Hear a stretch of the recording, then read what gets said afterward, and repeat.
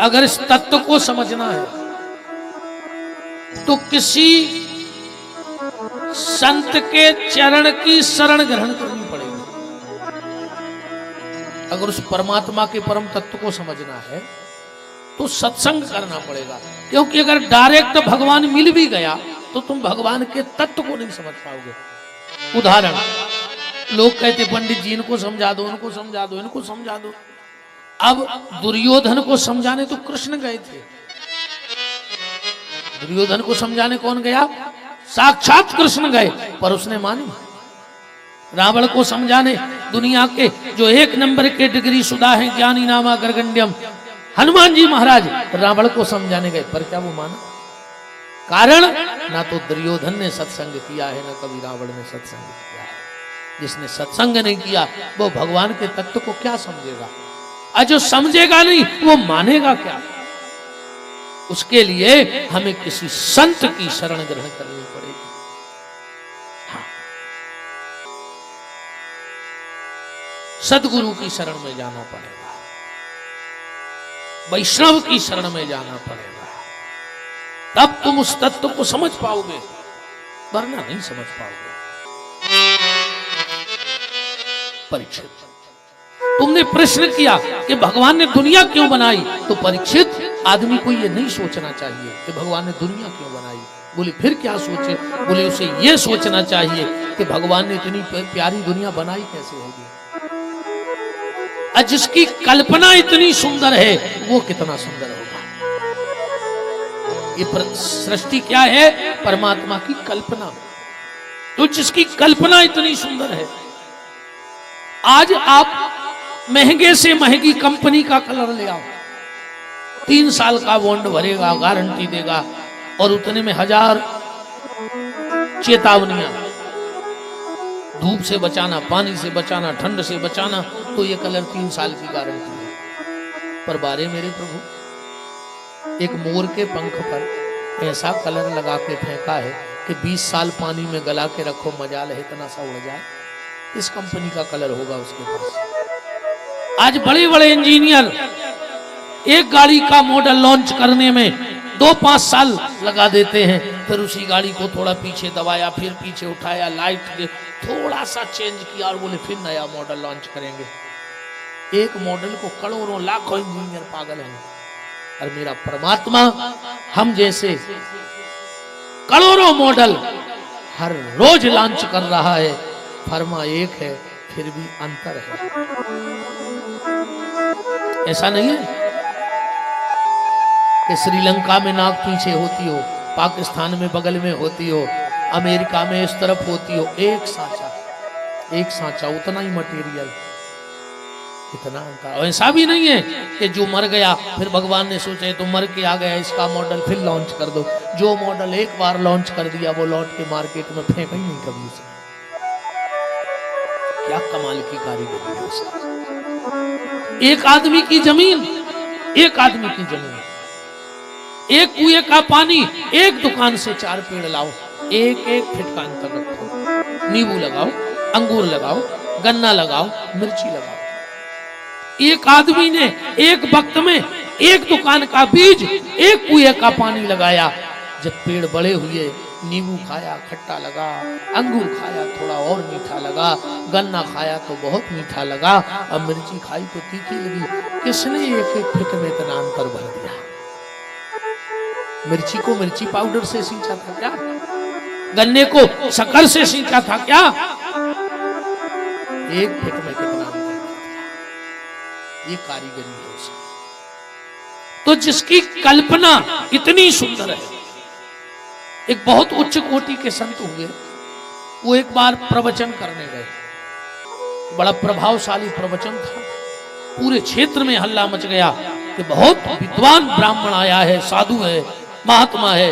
लोगों की भीड़, सब जानने लगे। एक दिन महात्मा जी घूमते घूमते, ध्यान से सुनना, घूमते घूमते महात्मा जी उस नगर में गए, उस मोहल्ले में चले गए जहां वेश्याएं रहती थी। पंडित जी तो बड़े भोले भाले थे। संयोग ऐसा बना कि उस मोहल्ले की सबसे सुंदर वेश्या अपने छत पे बाल सुखा रही थी। जो महात्मा ने देखा तो देखते ही रह गए। अब लोग तो जानते थे कि बाबा जी आए कथा करने, लोगों ने कही देखो मंच पे कितनी बड़ी बड़ी बातें करत, और ते वेश्या आए, देख रहा हूं आंख तक नहीं मलक रही। पर महात्मा को कोई होश नहीं कि कितने लोग घेर गए। वो वेश्या भी जानती थी। उसने सोचा हम तो बदनाम हैं, पर इतना बड़ा संत काय को बदनाम हो, तो उसने उर्दू में एक शेर कहा उससे, महात्मा से। वेश्या बोली, जो मेरी गली में कदम रखता है वो अपना सर कलम रखता है। मतलब उसका सम्मान नहीं रहता था। महात्मा ने नहीं सुना, वो तो देखता रहा। तो वेश्या चिल्लाई फिर से जोर से, जो मेरी गली में कदम रखता है वो अपना सर कलम रखता है। अब महात्मा की झक्की खुली, ये नहीं देखा कि कितने लोग हमें देख रहे हो, जवाब दे दिया, ए वेश्या, न मुझे तुझसे गर्ज है न तेरे हुस्न से गर्ज है। नहीं तो हमें तुमसे मतलब है, आए तुम्हारे हुस्न से, फिर क्यों देख रहे हो। महात्मा कहता है, न मुझे तुझसे गर्ज है न तेरे हुस्न से गर्ज है, मैं तो अपने वाहिद की कलम देखता हूं। मैं तो ये देख रहा था, जिसने तुझे इतना सुंदर बना दिया वो मेरा परमात्मा कितना सुंदर नहीं होगा।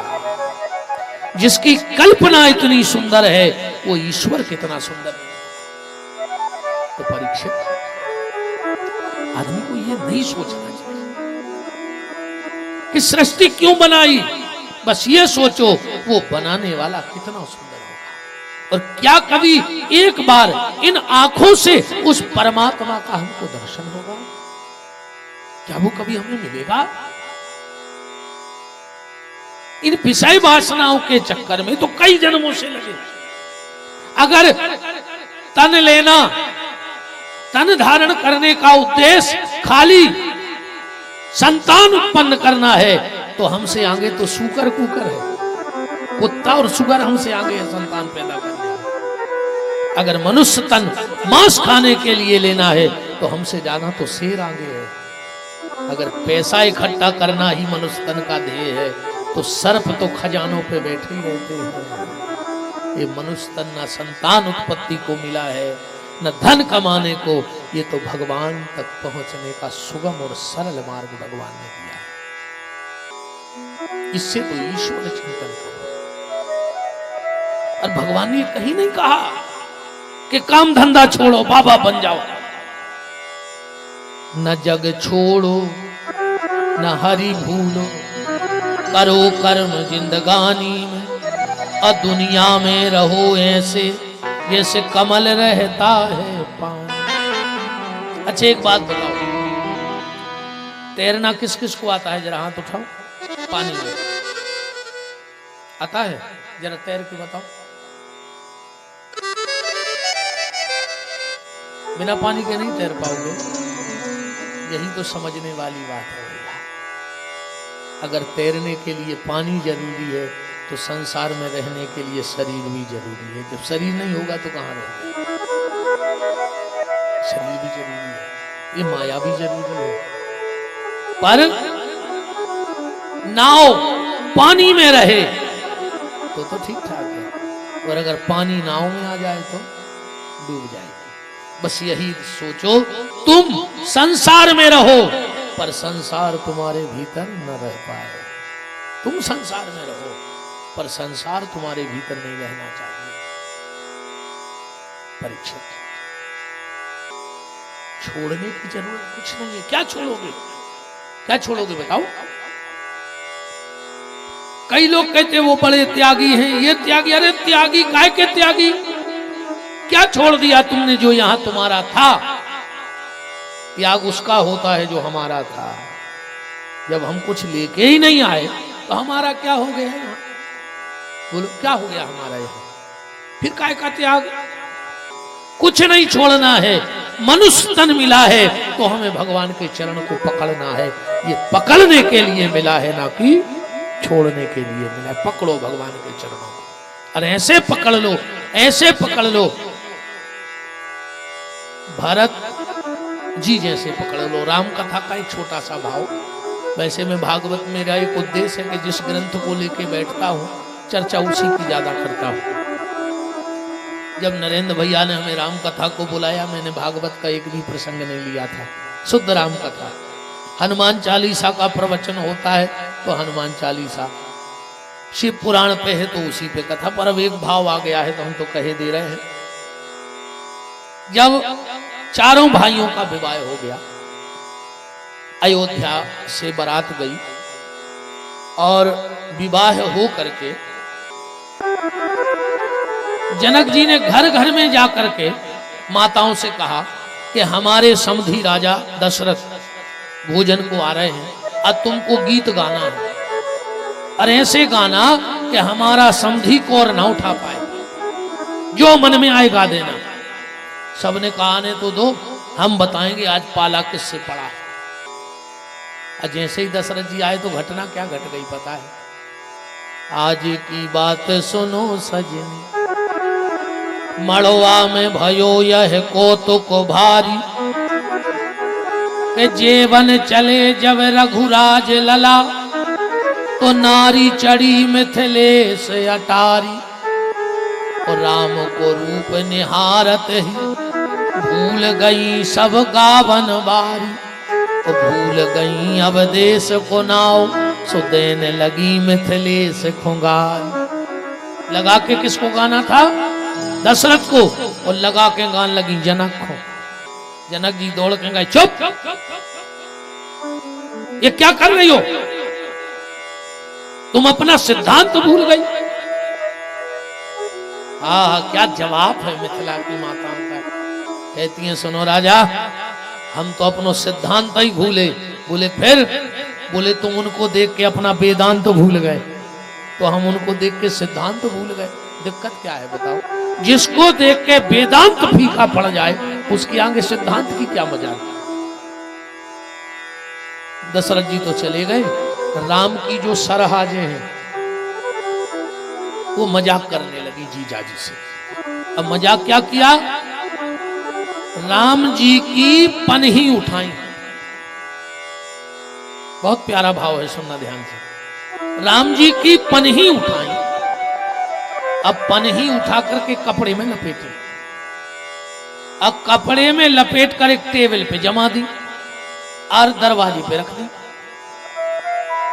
और दरवाजे खड़ी हो गई। अब जैसे ही चारों भाई भीतर जाने लगे कुंवर कलेऊ के लिए, तो सरहाजे खड़ी हो गई। अब बोलिए राम। जीजा जी। राम ने कहा हाँ। बोले हमारे यहाँ का नियम है। बोले कौन सा? बोले पहले हमारी कुलदेवी का पूजा करो। अब कुलदेवी काय की बनी? राम जी की पनैये लपटी धरी। उन्होंने सोचा हम देखा तुम्हारी ठकरासी खुदाई के जूता पजुआ है तुम्हारी से। मजाक माने मजाक ससुराल। तो राम जी से कहा राघव जी हमारी कुलदेवी है, पूजा करो। राम जी ने कहा सुनो तो, हम क्षत्रिय हैं। तो बोले क्षत्रिय हो तो पूजा नहीं करते? बोले करते हैं। तो यहाँ क्यों नहीं कर रहे? बोले हम सच्चे क्षत्रिय हैं। तो बोले सच्चा क्षत्रिय पूजा नहीं करता? बोले यही तो पहचान है क्षत्रिय की। बोले क्या? बोले जो सच्चा क्षत्रिय होगा वो सिर्फ अपनी कुलदेवी की पूजा करेगा, दूसरे की कुलदेवी में नहीं झुकेगा। ये क्षत्रिय की पहचान है, सनातन धर्मी की पहचान है। आजकल लोग, हम एक निवेदन आपसे हाथ जोड़ के कर दें, हमारे जैसे बहुत घूम रहे हैं वर्तमान में बगला भगत। हम लोग जितने बाहर से अच्छे लगते हैं ना, सफेद कपड़े अपड़े पहने बिल्कुल बगुला जैसे, इससे बुरे भीतर से होते हैं, काले होते हैं भीतर से। मैं हाथ जोड़ के एक निवेदन कर रहा हूं आप सबसे, चाहे टीवी के माध्यम से हो, चाहे कहीं कथा के माध्यम से हो, हम लोगों की सब बातें मानना, पर दो बातें कभी किसी की मत मानना। अगर तुम सनातन धर्मी हो। कौन? एक, भगवान की पूजा बंद मत करना, और दूसरा अपने माता पिता को प्रणाम और उनका सम्मान करना बंद मत करना। आज जितने ढोंगी घूम रहे हैं वो अपने आप को भगवान बनाने के लिए घूम रहे हैं। हाँ, कहते हमारी पूजा करो, कथा करने आएंगे, साथ में एक गाड़ी भी आएगी, हमारे कुछ आदमी होंगे, उसमें लॉकेट भी बिक रहे होंगे हमारे नाम के, कुछ तौलियां भी होंगी, किताबें भी होंगी। अब तुम कहो कि किताब में लिखा भगवान, तो हमने छपवाई है, हम जो चाहेंगे वो छपेगा कि नहीं छपेगा? तुम्हें क्या पता हम कहाँ के हैं, कहाँ रहते हैं? किताब में लिखवा नहीं तो है, हम लिखवा दें कि जिस दिन हमारा जन्म हुआ हमारे गांव के मंदिर में शंख बजने लगा। अब तुम वहां गए तो हो नहीं, अब तुम उस पर विश्वास कर लेते हो। ऐसे ढोंगियों के चक्कर में बिल्कुल मत पड़ना। मैं कई लोगों से मिल रहा हूं, लोग कहते हैं हमारे गुरुजी ने कह दिया है कि माता पिता को प्रणाम नहीं करना। हम कहते धूम्रकेतु वो गुरु नहीं, कोई कालनेमी जन्म लेके तुझे मिल गया है। कालनेमियों से बचना जो घूम रहे हैं। माता पिता की सेवा करना, माता पिता को प्रणाम करना। मैं तो ये तक कहता हूं भैया, हम जैसे अभी उतरेंगे लोग पैर छूने आएंगे, बिल्कुल मत चक्कर में पड़ो। हमने तो जो आपको अच्छी बात बताई है वो मान लो, इसलिए मत पड़ो कि हमारे पैर मिल जाएं, इससे कुछ नहीं होगा। अगर कभी पैर छूने का मन बने तो सुबह उठ के एक बार श्रद्धा से अपने पिता के चरणों में सिर रख देना, फिर कहीं तुम्हें सिर झुकाने की जरूरत नहीं पड़ेगी। माता के चरणों में सिर रख देना, तुम्हें कहीं सिर झुकाने की आवश्यकता नहीं पड़ेगी। और अगर माँ बाप के ने पर हो तो थाने में चुपचाप थानेदार के मनो जूता पहुंच ही दे हो, बिल्कुल गारंटी है, बिल्कुल गारंटी है। तो भगवान की पूजा और माता पिता का सम्मान किसी के कहने से बंद मत करना। राम ने कहा हम क्षत्रिय हैं, अपनी कुल देवी की पूजा करते हैं, यहां नहीं करेंगे। तो सखियों ने कही लक्ष्मण जी से करवा दो। भाई शादी तो 4 ही जनों की हो रही, दूल्हा को भाव लक्ष्मण जी से करवा दो। लक्ष्मण जी से कहा तुम करो। लक्ष्मण जी बोले तुम गलत पता पे आ गए। बोले काय? बोले हमारे वे भैया तो कम से कम घर की पूजा करते ही हैं, हम तो हमारी घर की तक पूजा नहीं करते, तो तुम आए थे कि कर रहे? कहा बोलो भाई हम घर ही नहीं कराते थे, क्या कर? बोले तुम पूजा नहीं करते? लक्ष्मण बोले नहीं, हम किसी की पूजा नहीं करते। बोले फिर क्या करते हो? लक्ष्मण बोले मेरा तो एक ही भगवान है। कौन? राम रक्षा स्तोत्र मंत्र में लिखा है, माता रामो मत पिता रामचंद्र, स्वामी रामो मत सखा रामचंद्र, सर्वस्व में रामचंद्र दयालु, नान्यव जाने नैव जाने न जाने। लक्ष्मण जी कहते हैं मैं राम के अलावा किसी को जानता ही नहीं। सबने कहा ठीक है तो शत्रुघ्न से करवा दो। शत्रुघ्न से कही हल्के जीजा जी तुम कर दे। शत्रुघ्न जी बोले कि पूजा तो हम कर दें, मनो दिक्कत बन जाए। बोले काय? बोले भगवान नेपाल को पुजारी, यूपी को। भाई जहां को भगवान हो तहीं को पुजारी, वो पता रहे के का नियम धर्म है मंदिर के। एक काम करो तहीं को पुजारी ढूंढ ले। न करो। शत्रुघ्न ने कही हम भी न करे। तो सबने कही कि भरत जी से कहो, ये तो वैसे ही बाबा हैं जी कर दें। भरत के पास गई सखियां, बोली तुम तो वैसे ही बाबा बजत होते के तुम कर दो। भरत जी बोले कि हम पूजा कर हैं तो फायदा का मिले। सखियां बोली अगर तुमने हमारी कुल देवी पूज दी तो तुम्हारे भैया राम की बहुत लंबी उम्र हो जाए। अब जा बात बहुत बढ़िया थी भरत को। बोले सुनो तो तुम कह रही कुल देवी की पूजा, हमसे अगर तुम मरघटा के पथरा पुजवा दे तो हम बेपूज दे। मनो हमारे भैया राम को कछु न भाव चाहिए जिंदगी में। भरत जी दौड़े और गए, फूल चढ़ाए, दूबा चढ़ाई, चप्पलें तो राम जी की लपटी रखी। और जैसे ही प्रणाम करने को सिर झुकाया तो मिथिला की नारियां हंसने लगी कि जा देखो ठकरा से खुद के जूता खुद से पुजवाए। पर जैसे ही भरत जी ने उन खड़ाओं पर सिर रखा और आंखों से तर आंसू बहने लगे। पलट करके उठाई खड़ाऊं, सिर पे रखी और घुटनों के बल बैठ गए। और मिथिला की नारियों से बोले कि हे मिथिला की देवियों, अगर ये भरत अपनी चमड़ी निकाल के तुम्हारे पांव की पन्ही बनवा दे फिर भी तुम्हारे कर्ज से उरण नहीं हो सकता। मिथिला की नारियों ने सोचा हम तो मजाक कर रहे थे, ये तो रोने लगे। क्या हो गया भरत जी? भरत जी कहते हैं हे मिथिला की देवियों, मैं वो पापी भरत हूं जो कभी राम के चरणों तक तो जा नहीं सकता था, पर तुमने मुझे राम की पनही तक पहुंचा दिया। ये एहसान तुम्हारा हमारे ऊपर जीवन भर रहेगा। मोरे भाग राम की पनही, तुलसीदास जी ने लिखा है, भरत जी कह रहे हैं।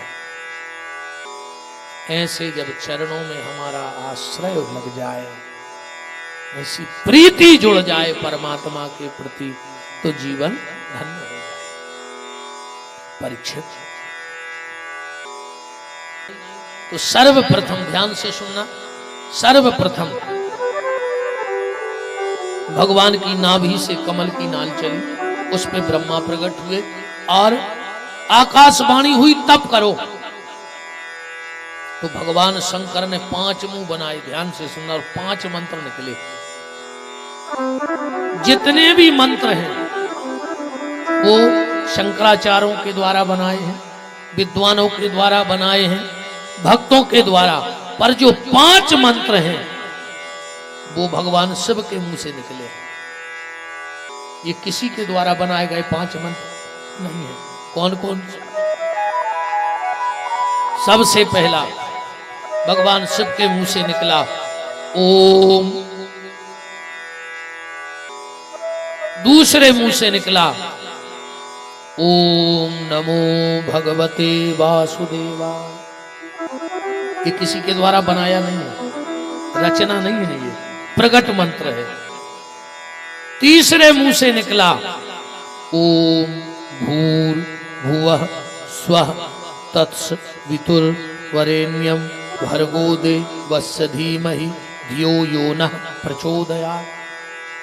चौथे मुंह से निकला ओम त्र्यंबकम यजामहे सुगंधिम पुष्टिवर्धनम उर्वारुकमिव बंधनान् मृत्योर्मुक्षीयमामृतात्। अब 5वें मुंह से जो निकला वो था राम। ये राम शब्द शिव जी के मुंह से निकला है। अच्छा देखो, जैसे कोई कहे कि 12 अक्षर मंत्र सुनाओ, तो तुम पट्ट से कहो ओम नमो भगवते वासुदेवाय। गायत्री मंत्र सुनाओ, भूर्भुवः स्वाहा। कोई कहे मृत्युंजय मंत्र सुनाओ, ओम त्र्यंबकम यजामहे सुगंधिम। अच्छा, प्रणव मंत्र क्या है? प्रणव किसको कहते हैं? प्रणव मंत्र जैसे कहें कि प्रणव मंत्र सुनाओ, कौन सा मंत्र सुनाओगे? है ना, प्रणवाक्षर के मध्य ये तीनों एका। ये कौन है प्रणव मंत्र? ओम प्रणव मंत्र है।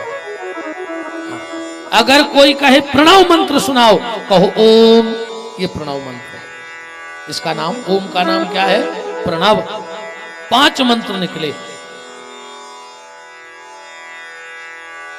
ब्रह्मा जी ने 12 अक्षर मंत्र को जपा, ओम नमो भगवते वासुदेवाय। देखो, मंत्र की भी अपनी अपनी अलग अलग व्याख्या है। हर मंत्र का अर्थ है। मंत्र का मतलब क्या है? मंत्र का मतलब है जो मन पे नियंत्रण कर दे, वो मंत्र है। व्रत का मतलब क्या है? बोले जो हमारी वृत्तियों में सुधार ला देवे, वो व्रत है। खाली रोटी छोड़े से व्रत नहीं कहा है कि रोटी छोड़ दई सो व्रत होगा, नहीं। अन्न का व्रत कर पाओ चाहे न कर पाओ, जैसे एकादशी को अपन संकल्प ले ले कि आज रोटी नहीं खाना, हमारा ये व्रत है। ऐसे कभी कभी कुछ और व्रत किया करो। आज हम किसी का बुरा नहीं करेंगे, आज हमारा ये व्रत है। आज हम किसी का बुरा नहीं सोचेंगे, आज हमारा ये व्रत है। अगर वृत्ति में सुधार नहीं है तो रोटी छोड़ने से कुछ नहीं होगा। अगर रोटी छोड़े से भगवान मिले तो बुकारेंगे तो सब बैकुंठ चली जाएंगे, तो पत्ता ही पत्ता खा रहे हैं। बोलो, अरे ऐसी रोटी छोड़े से क्या हो? जी 9 दुर्गा में 5000 को फरार कर जात 9 दिना में, और कहते हैं गुरु जी अन्न को दानो नहीं खाओ, और 18 किलो साबुदाने खा गए। ऐसी तो हम जिंदगी को रोटी छोड़ दें। अगर ऐसो फरार हमें मिले रोज तो हमने कहे अन्न जीवन। रोटी छोड़ना व्रत नहीं है। वृत्तियों में सुधार है तो व्रत है, अब वृत्ति में सुधार नहीं है तो व्रत का कोई मतलब नहीं। मंत्र अगर मन पे नियंत्रण नहीं है। कई आदमी माला का विरोध करते हैं। अब कबीरदास जी का उल्था दे देते, बोले कबीरदास जी ने कह दी थी कि कर का मन का फेर के मन का फेर। कछु आदमी और तर्क देते हैं, वो मैंने एक व्हाट्सएप पे देखा था कि माला गिन के न करो चाहिए। बोले काय? बोले जब भगवान बिना गिने दे रहा। नहीं कोई आया था हमने कि जब वो बेहिसाब दे रहा है तो उसका नाम हिसाब से क्यों? अच्छा अकेले वो के लाने हिसाब नहीं, आज तक को बिना गिने पैसा दे। जब दुनिया में गिन के काम चल रहा है तो ते भी गिन के ही चलन दो। गिन के ऐसे नहीं कि तुम्हें अभिमान हो जाए कि हमने इतना जाप कर लो, एक संख्या पता रहे। ईमानदारी कभी माला लेना नहीं, और शाम को ईमानदारी से भगवान के सामने खड़े होकर कहना तुमने बिना माला के कितना भजन किया। नहीं करोगे, पर अगर हाथ में माला होगी तो जब खबर आएगी एक आध बार तो सीताराम कह ही दे हो। कह दोगे कि नहीं कह दोगे? तो बोले कबीरदास जी कह रहे कि कर का मन का डार के मन का फेर। तो वो क्या कह रहे पता है? ईमानदारी बताइए, मन इतना पापी है भैया, जब माला पे लाख बार राम कहोगे तब ये पापी मन एक आध बार राम कहेगा, इतना दुष्ट है ये मन। तो माला ने बड़ा प्यारा अच्छा जवाब दिया कबीर को। माला क्या कह रही पता है? माला कहत कबीर सो का छाड़त मूल, और बिना शस्त्र के सूरमा लड़त न देखो कोई। ये कलयुग से लड़ने का हथियार है माला। अच्छा माल तो हर आदमी को चाहने कि नहीं चाहने? हर आदमी माल के पीछे फिर रहा हो, पर आगे की चीज भूल गाओ का माला माल। जे के माला है वही के माल है भैया। बिना माला के माल नहीं मिले। हम ही को देख ले, क्या दिन भर तसला फेंकते जब 200 मिलते, दिन भर तसला फेंकते जब कितने मिलते? 200। माला हाथ में लाए हमें बैठ तो दे नहीं भाई, 150 जी धरे। ये कमाल काहे का है? माला का। माला करोगे तो माल मिलेगा, और माला छूट गई तो माल भी छूट जाएगा। इसलिए जितना अधिक माल चाहिए उतनी अधिक माला करो, माल अपने आप मिलेगा। तो मंत्र का अपना अर्थ है। इसी मंत्र को देखो, ओम नमो भगवते वासुदेवाय। एक गुरुजी हते, उनको एक चेला हतो को नाम तो ओम। गुरुजी भजन में बहुत आगे और चेला भोजन में बहुत आगे। गुरुजी उठे सो माला करें और चेला नाश्ता ढूंढत फिरे। गुरुजी कहे बेटा नहा ले। वो कहे पहले भोजन फिर स्नान, पहले खा ले फिर नहा। बोले फिर तुम्हारा उद्धार कैसे हुई? चेला कह दे पहले भोजन फिर स्नान, जिनको ढूंढत हैं भगवान, हमें भगवान ढूंढत फिर। बोले बेटा पूजा करो। बोले पूजा सूजा सी लगे ओ बेरी से भगवान, हमारे बस की नहीं है। गुरुजी ने सोची आज नहीं कल, कल नहीं कब तो सुधर है। एक दिन गुरुजी को जाने तो भागवत को।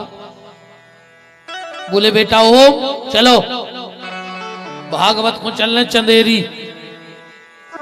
वो बोलो हम नहीं जा रहे। कहा पता सवेरे से तो खा भी मिलो का नहीं। बोले चिंता न करो, जजमान रोज आलू गोंडा बनवा दे सवेरे से नौरों को, उठ नहीं पाए नाश्ता लग जाता। चीला बोलो हम भजन न करें, खाए हैं अकेले। गुरुजी ने सोची चल तो सुधर है, कब तो सुधर है। पहले को समय भागवत जी रखी सिर पे, चेला ने गुरुजी आगे आगे पैदल, चेला पीछे पीछे। सिक्टोरिया आई पहाड़। गुरुजी ने सोची अब गांव है दूर तना तो रेस्ट करना है। सिख पेड़े के नीचे बैठ गए। अब गुरुजी को एक ही काम, भी तो माला लाई और भजन, भी तो बैठ गए ओम नमो भगवती वासुदेवाय, ओम नमो भगवती वासुदेवाय। अब ओम ने सोची हम क्या करें, ये तो कहूँ दुकान भी नहीं है। से ने नीचे देखो एक खेत में गन्ना लगो, तो इन्हें सोची बन गो काम। जो नो गुरुजी माला सरकार है, हम 4 छगड़ेरी सरकार है। जो गाओ अब गुरुजी ऊपर बैठे ने शब्द खा रहा हो इन जैसा ही पकड़ो गन्ना और टोरो सो भाव चट सो खेत में सो रहा हो तो किसान उन्हें उठाओ लाठ। अब गुरुजी को शब्द खा रहा हो बहुत पेट है। अब ने तो गुरुजी मुंह बोल पा रहा है काश माला कर रहा है, मुंह बोल रहा है तो माला टूट रही और नहीं बोल रहा है तो मोड़ा पेटा। गुरुजी ने ऐसो उपाय लगाओ कि देखियो ने तो माला टूट है वो मोड़ा बच जाए। गुरुजी का जप रहे थे ओम नमो भगवती वासुदेवाय। सो गुरुजी उतई से चले आने माला लाए ओम ओम। अब वो को ओम ना हो तो सुने सोची हमें यहाँ बुला रहा है। कहने लगे कहा है, कहने लगे नमो उतई न बजा के आऊं मेड़ के। देखो मंत्र नहीं टूटेगा। बोले ओम, बोले नमो, तो वो सीधो खड़ो रहो। बोले भगवते तो फिर भगले। ओम नमो नहीं नमो। बोले भगवते वो नहीं भगो। बोले वासुदेवाय वो बांस को लठ लाए बोल दे के ठीक हो जाओ। बोलो मंत्र टूटा। ये तो हंसने की बातें हैं, ऐसा अर्थ नहीं है। ये तो खोपड़िया की उपज है। सत्य क्या है इस मंत्र की? सत्यता जी तो आनंद की बात है, कुछ आनंद भी होता जाए। गुरु कहता है ओम, अपने आप को पहचानो तुम कौन हो। फिर गुरु कहता है नमो, छोटे बन जाओ। फिर गुरु कहता है भगवते, इस संसार से भगो और भगवान की तरफ चलो। अब आखिरी में गुरु कहता है अगर नहीं भागे तो वासुदेवाय काल रूपी बांस सिर पे पड़ेगा और गोविंदाय नमो नमः हो जाएगी। ब्रह्मा जी ने इस मंत्र के प्रभाव से 3 प्रकार की अजाज प्रवृत्तियां बनाई। अंधतामिस्त्र, मोहतामिस्त्र, मोह तप्ततामिस्त्र। या तो हो गई भागवत की भाषा, या तुम्हारी समझ में नहीं आ गई समझ में कि का बनाओ, इसे अपनी भाषा में आओ। 3 काल बनाए, भूतकाल, भविष्य काल और वर्तमान काल। आज को आदमी कछु को नहीं डरा रहा हो, न भूतकाल को डरा है, न भविष्य काल को, न वर्तमान काल को। एक आदमी ने बना ला वो को भयंकर डरा। भगवान ने 3 काल बनाए थे, भूतकाल, भविष्य काल, वर्तमान काल। आज के आदमी ने बना दो मिस काल, वो को भारी डराता आदमी को, को मिस काल भरने आ जाए, है ना। अच्छा ऐसा ही एक इन्ने बनाओ है। भगवान ने 3 पन बनाए थे। कौन कौन? बालापन, यौवनपन और वृद्धापन। 3 ही पन है, एक इन्ने बना दो। बताएं कौन सा? अब भगवान ने बनाए बालापन, यौवनपन और वृद्धापन। और जो वंदना सिंह जी आई सो बन गो नियारपन। नहीं बन गो, इन नियारपन बना दो। ये घर के 17 घर कर दो। हाँ ये बहुत आगे हैं मामले में। अरे इनकी ये हो गए।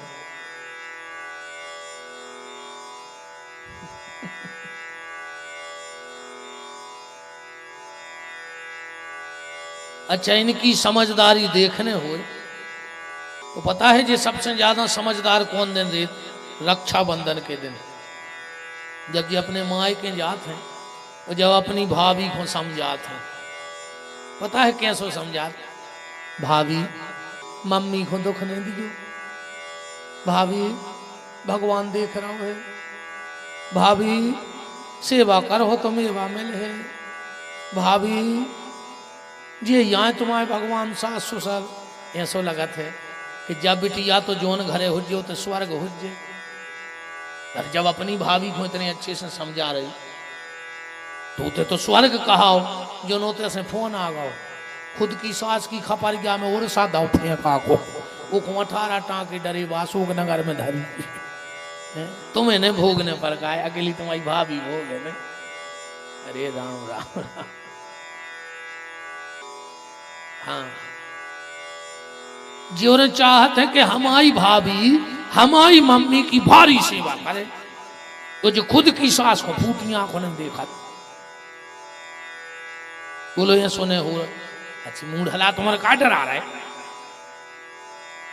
भारी डरा जी और तो बेचारे मूड तक नहीं हला पा रहे हैं।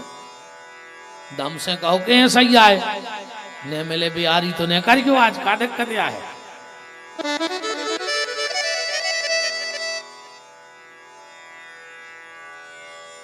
देखो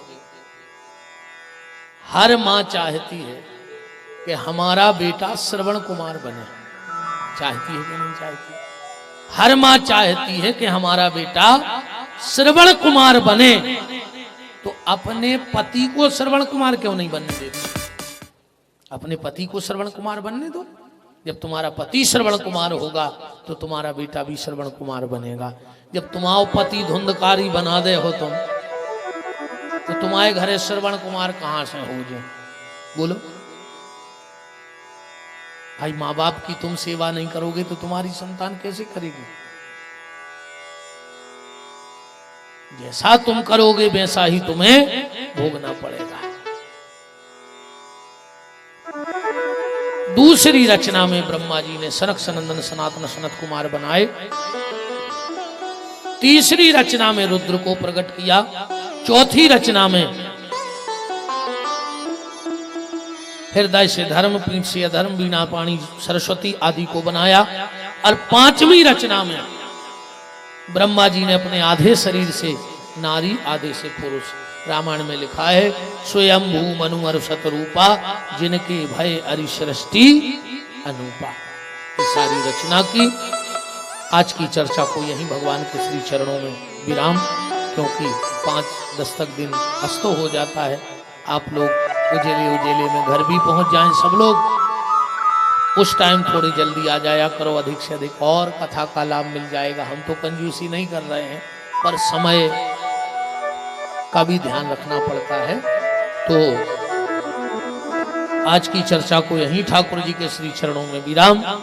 हमारी कथा की मुख्य यजमान पूज्य माता जी डॉक्टर उषा मिश्रा जी आरती में सम्मिलित रहेंगी। सही यजमान भैया अरविंद जी, हमारे डॉक्टर योगेश जी, आदरणीय बड़े भैया नरेंद्र पुरोहित जी, उनके प्रिय अनुज, और जितने भी मिश्रा परिवार के नातेदार, रिश्तेदार, प्रेमी परिजन पधारे हैं, सभी आरती में सम्मिलित हों। मैं सबके नाम से परिचय हमारा नहीं है, मैं एक साथ आप सबको आमंत्रित करता हूं।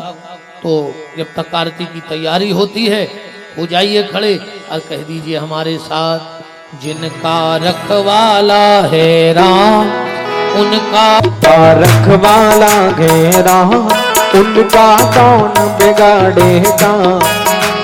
कृपा करे जब श्याम सलोना, माटी भी बन जाए सोना। कृपा करे जब श्याम सलोना, माटी भी बन जाए सोना।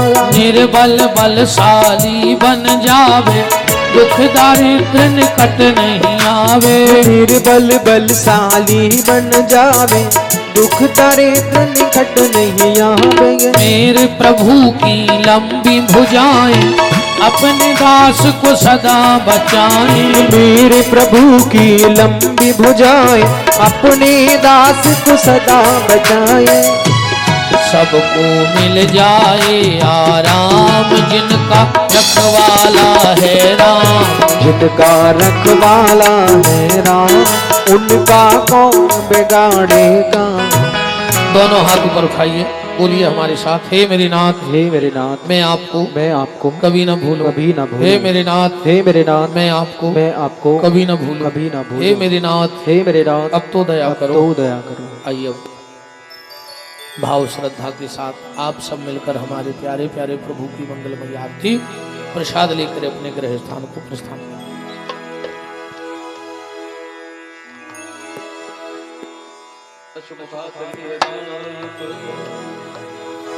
श्री भागवत भगवान की है आरती, पापियों को पाप से तारती।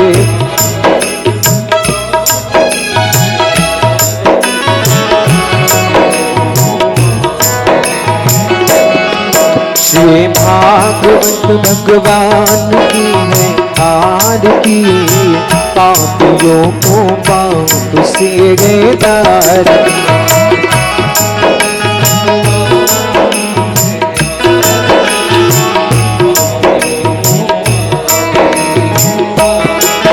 ये है अमर ग्रंथ ये मुक्ति पंथ ये पंचम में निराला नव ज्योति जगाने वाला गा ये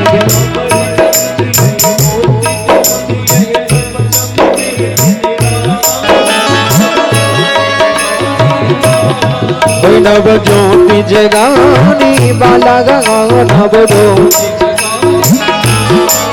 हरि नाम ये हरि ध्यान ये हरि नाम ये हरि ध्यान ये हरि ये जग के मंगल के यार पापियों को पाप से तार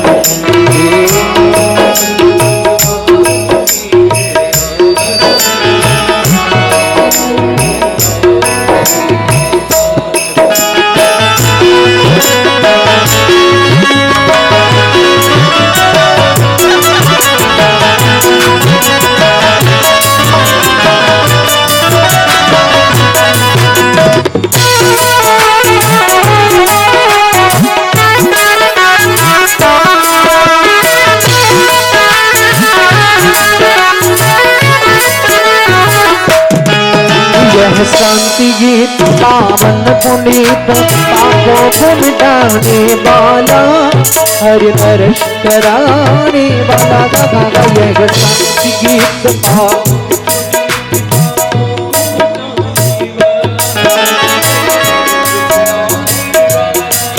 हरि नरश कराने वाला गा हरि नरश कर ये सुख करनी ये दुख भरनी ये सुख करनी ये दुख भरनी श्री मधुसूदन की आरती पापियों को पाप से तार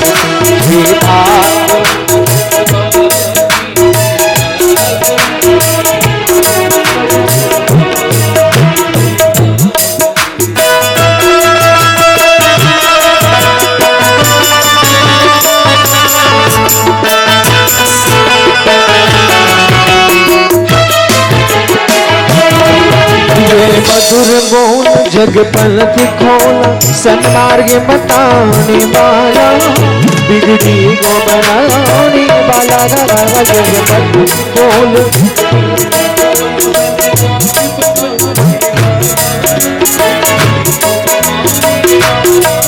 ये मधुर बोल जग पलक खोल सन्मार्ग बताने वाला बिगड़ी को बनाने वाला जग मधुर बोल जग पलक खोल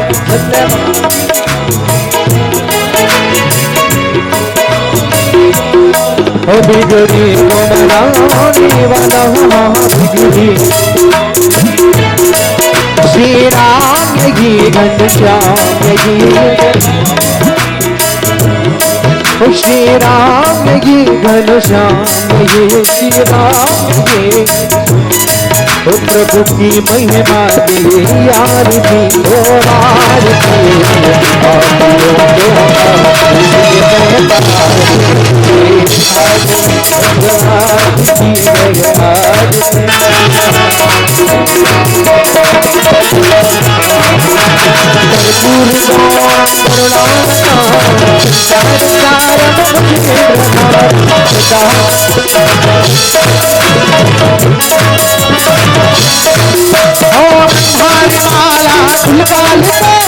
कपाल माला से कराया